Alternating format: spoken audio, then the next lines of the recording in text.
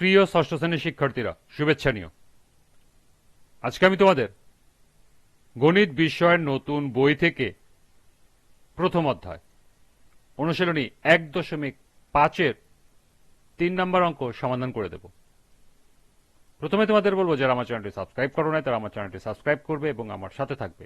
তাহলে চলো আমরা ক্লাস শুরু করি। গণিত অনুশীলনী 1.5 3 নম্বর অঙ্ক, সরল করো। লক্ষ্য করো, এখানে 3টি অঙ্ক দেওয়া আছে, এই 3টি অঙ্কের সরল করতে হবে। তো চলো এখন আমরা এর সমাধান দেখে নিই।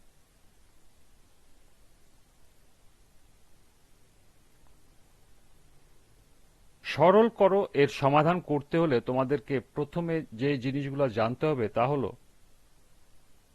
কোনটার কাজ আগে করবে, অর্থাৎ অঙ্ক কোথা থেকে শুরু করবে। তোমাদের এখানে প্রথমে ছোট অঙ্ক দেওয়া আছে 3টি, তারপরও আমি তোমাদেরকে সরল করার মূল নিয়মগুলো বলে দিচ্ছি।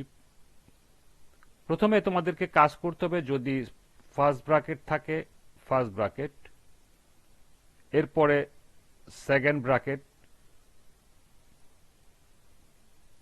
এরপরে থার্ড ব্র্যাকেট থাকলে থার্ড ব্র্যাকেট, অর্থাৎ ব্র্যাকেট থাকলে এই ব্র্যাকেট 3টির কাজ আগে করতে হবে। প্রথমে করতে হবে ফার্স্ট ব্র্যাকেট, দ্বিতীয় সেকেন্ড ব্র্যাকেট, তৃতীয়তে থার্ড ব্র্যাকেট। এই ব্র্যাকেটের কাজগুলো আগে করে নিতে হবে। এরপর ব্র্যাকেটের কাজ শেষ করার পর এরপরে প্রথমে কাজ করতে হবে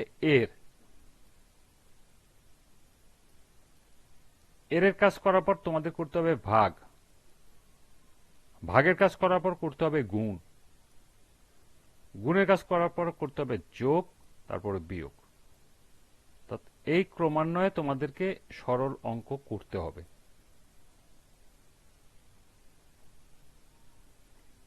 তাহলে আমরা প্রথম অঙ্কটি করি, তাহলে তোমাদের কনসেপ্ট আরো ক্লিয়ার হয়ে যাবে। প্রথম অঙ্কটি আছে 1/2/3 এর 1/5 ভাগ 1/9। আমরা সরল করা অথবা গুণ করা অথবা ভাগ করা অথবা লসাগু করা অথবা গসাগু করা, আমরা যে কাজই করি আমাদেরকে প্রথমেই যে কাজটি করতে হবে, এর আগেও আমরা বলেছি যে যদি কোনো মিশ্র ভগ্নাংশ থাকে সেগুলোকে অপ্রকৃত ভগ্নাংশে রূপান্তর করে নিতে হবে। তাহলে এখানে দেখো একটি মিশ্র ভগ্নাংশ আছে 1/2/3, তাহলে এটাকে যদি আমরা অপ্রকৃত ভগ্নাংশে রূপান্তর করি তাহলে 3 × 1 + 2 অর্থাৎ 5 ডিভাইডেড বাই 3 এর 1/5 ভাগ 1/9। এখন প্রথমে আমি বলছি কি এর কাজ করতে হবে, এখানে যেহেতু কোনো ব্র্যাকেটের কাজ না, অতএব আগে এর কাজ করতে হবে। তাহলে এর কাজ করতে হলে এর মানে হলো গুণ। তাহলে 5-এর সাথে 5 দেখো কাটাকাটি আমরা করতে পারি, 5-একে 5, 5-একে 5,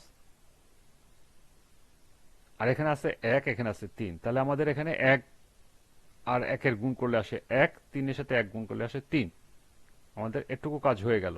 এরপরে ভাগ, এখানে আছে 1/9, 1/9, অর্থাৎ আমরা যখন এই অংশটুকু কাজ করব তখন এই ভাগের অংশটুকু অপরিবর্তিত থাকবে, অর্থাৎ ভাগের অংশটা আমরা কোনো কিছু করব না।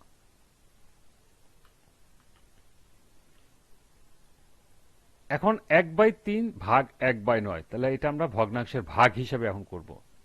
ভাগ হিসাবে যদি করি তাহলে দেখো 1/3, আমরা জানি যে ভগ্নাংশের ভাগ থাকলে গুণ হয়ে যায় এবং দ্বিতীয় ভগ্নাংশটি কি হয়, বিপরীত হয়ে যায়, অর্থাৎ উল্টায় যায়।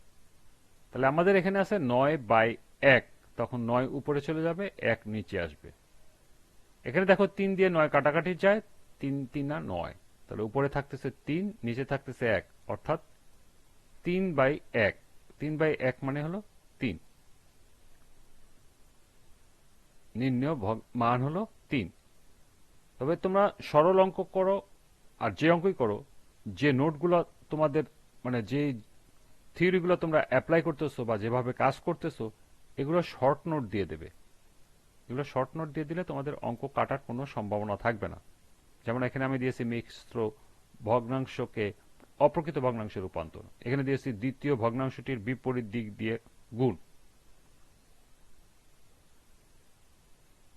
এবার চলো আমরা দ্বিতীয় সরল করতে যাই। খ নাম্বারে আছে 3/2/3 গুণ 5/4 এর 4/7/12। তাহলে প্রথমে আমরা মিশ্র ভগ্নাংশকে অপ্রকৃত ভগ্নাংশে রূপান্তর করব। তাহলে 3 3 9 আর 2 11/3, এখানে আছে 5/4 এর, এখানে 4 12 48 আর 7 55 ডিভাইডেড বাই 12। এখানে আমরা শর্ট নোট দিয়ে দিব। এরপরে 3/11 ঠিক থাকবে। এরপরে আমরা কাজ করব এতটুকু, মানে এই যে এর, মানে এটার সাথে এটার এর সম্পর্ক, অর্থাৎ আমরা শুধু এতটুকু কিন্তু কাজ করব, কাটাকাটি করব, এর বাইরে নয়।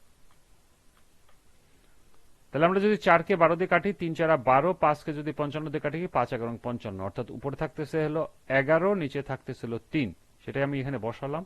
আর প্রথম যে অংশটুকু ছিল সেটা অপরিবর্তিত থাকবে, অর্থাৎ 3/11/3। যেহেতু মাঝখানে গুণ আছে আর এখানে কাটাকাটি চাই না, তাহলে আমরা লবের সাথে লব গুণ করব, হরের সাথে হর গুণ করব, অর্থাৎ 11 গুণন 11 121 ডিভাইডেড বাই 3 3 9। এটাকে যদি আমরা মিশ্র ভগ্নাংশে প্রকাশ করি তাহলে আসে 13/4/9। এটি হলো নির্ণেয় মান, 13/4/9। তৃতীয় অঙ্কটি দেখো,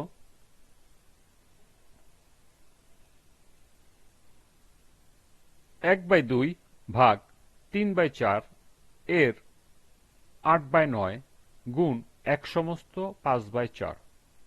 তাহলে আমরা প্রথমে কি করব, মিশ্র ভগ্নাংশটিকে অপ্রকৃত ভগ্নাংশে রূপান্তর করব।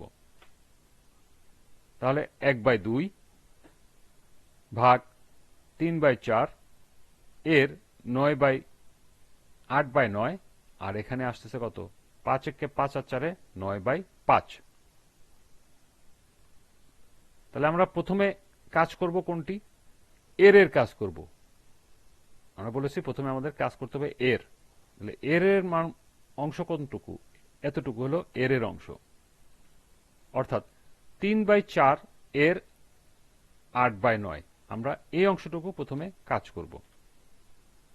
তাহলে আমাদের 3 আর 9 এর কিন্তু কাটাকাটি যায়, 3 3 9, আর 4 কে 8 এর ভিতরে যায় 2 বার, 4 2 8। তাহলে এখানে আসতেছে আমার উপরে 2 আর নিচে আসতেছে 3, সেটি আমি এখানে বসিয়ে দিয়েছি। আর বাকি দুই অংশ অপরিবর্তিত থাকবে, অর্থাৎ 1/2 আর এখানে 9/5, মাঝখানে চিহ্ন এখানে গুণ গুণ, এখানে ভাগের চিহ্ন ভাগ।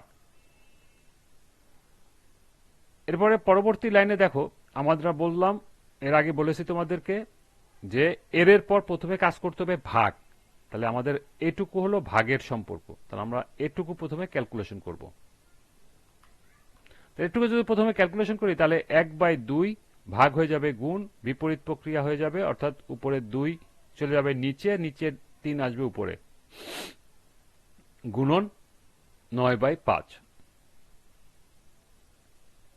এখন প্রতিটার সাথে প্রতিটা কিন্তু গুণের সম্পর্ক, এটাও গুণ এটাও গুণ। আমরা এখন পুরোটা একসাথে ক্যালকুলেশন করব।